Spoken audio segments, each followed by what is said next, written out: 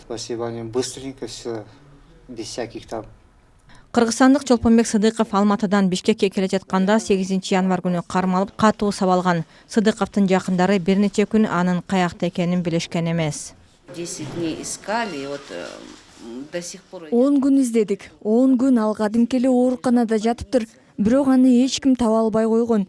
Бул кандайча болуп калды? Азыркыга чейин түшүнө албайм.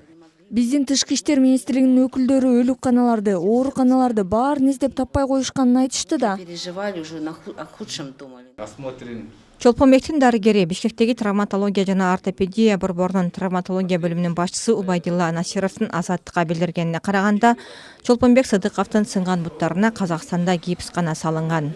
2 балтыр сөөгү ачык түрүндө сынган. Открытый перелом костей голени.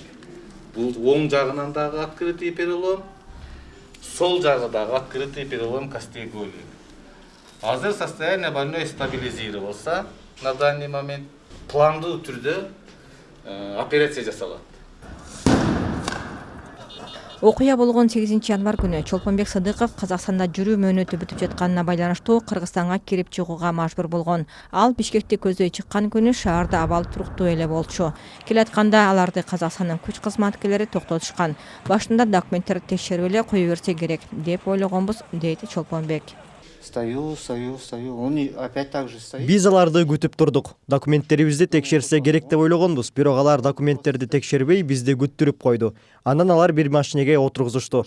Мен эмнеге документтерди текшербей жатасыңар деп сурасам, бирөөсү чаап И меня жиберди. ударили сразу, вдыхло. Сыдыковдун айтымында казак күч кызматкерлери алардан эч нерсе сурап же эч нерсе талап кылышкан эмес.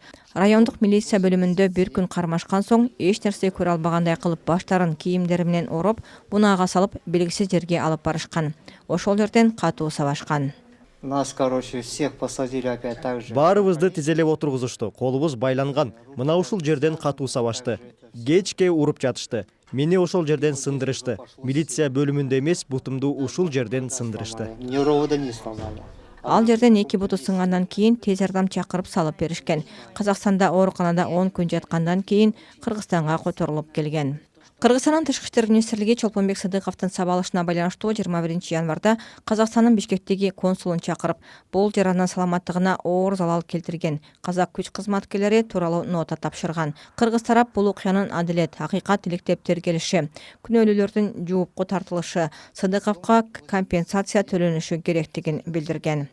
24 январда Казакстанда сабалган дагы бир кыргызстандык жаран пианист Викрам Розахунов Instagram баракчасына Казакстанда кармалып турганда катуу сабалганын билдирип чыкты.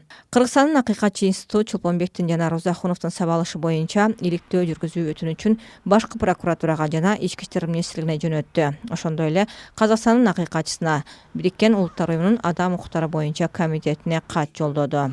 Азыркы учурда биз Стамбулдук протокол менен өткөрдүк да, бул жанагы кыйноо фактыларына болгондо ушу Стамбулдук протокол толтурат да. Ошол толтурулду.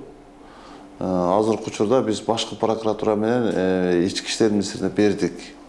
Ушто балар дагы өздөрүнүн линиясы менен Казакстандын башкы прокуратурасына кайрылып, Чолпонбек Сыдыковдун ошол жанагы кыйноого алган боюнча жоопко тартууну жөнөттүк да.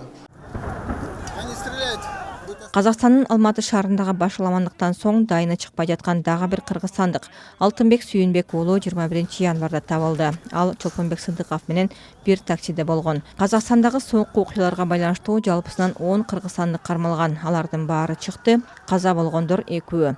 Замира Кожобаева, Нурлан Тасмаев, Азаттык, Бишкек.